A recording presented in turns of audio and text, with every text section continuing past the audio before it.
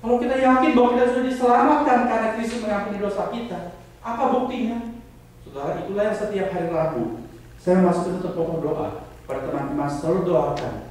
Marilah kita berdoa untuk keyakinan keselamatan diri kita sendiri dan keyakinan keselamatan setiap warga di School Community bagi setiap orang Kristen. Apa artinya? Bukan supaya setiap hari kita takut, aku ini sudah selamat belum ya? Bingung. Bukan. Tapi supaya setiap hari kita melihat buah-buah kehidupan yang baru, buah-buah dari hidup Kristus ada dalam keseharian. Aku tahu dari kelakuanku yang berubah, tidak sama seperti yang dulu. Aku ini adalah ciptaan baru. Pertanda, Kristus adalah hatiku. Aku adalah orang yang sudah diselamatkan. Saudara, aku yang lama selalu minta perhatian. Kalau saudara ngomong, kita selalu berkata, oh saya juga, selalu saya. Kalau ada yang baik, oh saya juga. Kita tidak bisa mengalah dengan orang lain, karena aku selalu harus nomor satu. Salah satu contoh. Tapi marilah kita perhatikan supaya kita belajar mendahulukan Tuhan, mendahulukan orang lain, belajar menjadi pendengar yang baik, mengerti perasaan orang lain, seperti Kristus. Demikian selalu memperhatikan kebutuhan-kebutuhan orang di sekitar, bukan selalu cuma kita saja nomor satu. Engkong Bang, yang tadi saya ceritakan kesaksiannya, bertobat karena pelayanan seorang penginjil dari Tiongkok bernama John Su. Siapa itu John Su? John Su itu seorang doktor, seorang profesor, lulusan Amerika. Dia kelahiran Tiongkok, studi di Amerika, puluhan tahun yang silam. Dia seorang genius. Dia menjadi seorang ahli atom, fisika atom. Lalu dia mau pulang ke Tiongkok untuk menjadi profesor di sana. Tapi menjelang tahun-tahun terakhir sebelum dia meninggalkan Amerika, dia mendengar Injil. Dia bertobat, terima Tuhan Yesus. Suatu malam, Johnson bermimpi. Dia bermimpi apa? Dia bermimpi dia hadir di sebuah upacara perkabungan. Ada orang mati di sana. Ada peti mati terlihat di situ. Lalu Johnson lihat siapa yang mati. Waktu dia lihat dalam peti mati, dalam mimpinya itu, dia melihat di situ yang terbujur kaku adalah Johnson. Johnson mati. Waktu dia bangun dari mimpinya, dia merenungkan hatinya. Lalu dia ingat firman Tuhan, aku sudah disalibkan bersama Kristus. Tapi aku hidup, bukan aku yang hidup, tapi Kristus yang hidup dalam aku. Dia mengerti maksud mimpi itu. Kalau kamu sudah betul terima Kristus, Johnson, maka kamu sudah bukan kamu yang lama. Kamu adalah kamu yang baru. Kamu hidup dalam Kristus, Kristus dalam kamu berbeda. Lalu Johnson luar biasa orang ini. Dia menjadi begitu berubah saudara-saudara, sampai orang pikir di sekitar dia itu gila. Dia masuk ke dalam rumah sakit jiwa. Di sana, selama dia ditahan di rumah sakit jiwa itu, dia membaca Alkitab sudah tahu berapa kali? 40 kali dia membaca selesai Alkitab dari awal sampai akhir. Ketika dia pulang ke Tiongkok, menjelang masuk ke pelabuhan yang dia tuju, di geladak kapal itu, dia membawa sebuah kotak.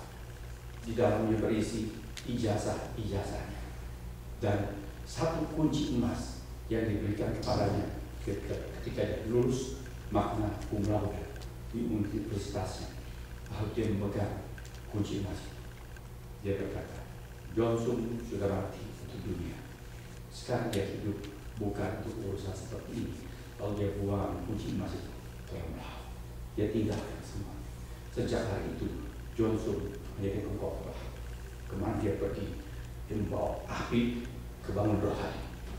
Orang-orang yang susah, yang tidak terima Tuhan Yesus, yang hati keras seperti batu intan. Ya kan? Dengan khotbah Johnson itu leleh seperti ini di depan matahari, saudara-saudara. Maka orang keras seperti Bang bisa bertobat. Karena pertobatan Johnson satu orang.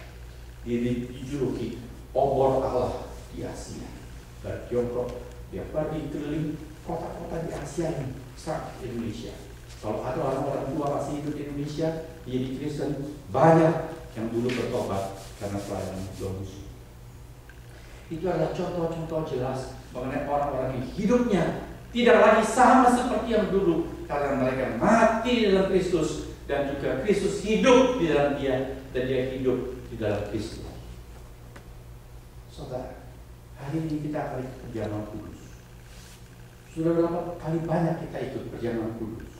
Selalu kita mengaku roti itu adalah lambang tubuh Kristus yang dipecah untuk aku. Darah yang anggur yang aku minum ini adalah gambaran darah yang ditumpah untuk mencuci dosa. Kita percaya itu. Haleluya, puji Tuhan. Itu baik sekali. Tapi marilah kita berpisah. Apakah kita bertumbuh di dalam Dia? Apakah saya dan saudara makin hari makin menunjukkan bahwa hidupmu dan hidupku diubah di dalam Kristus? Tuhan memberkati kita. Marilah kita berdoa.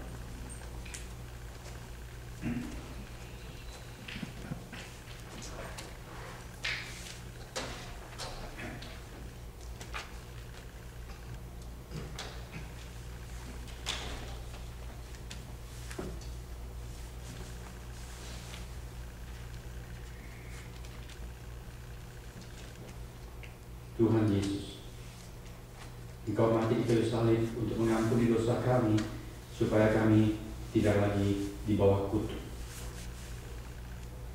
Namun Engkau menebus kami, supaya kami bukan cuma sekedar diampuni, melainkan juga hidup di dalam kebenaran, menjadi hamba-hamba kebenaran, bukan seperti dulu menjadi hamba dosa.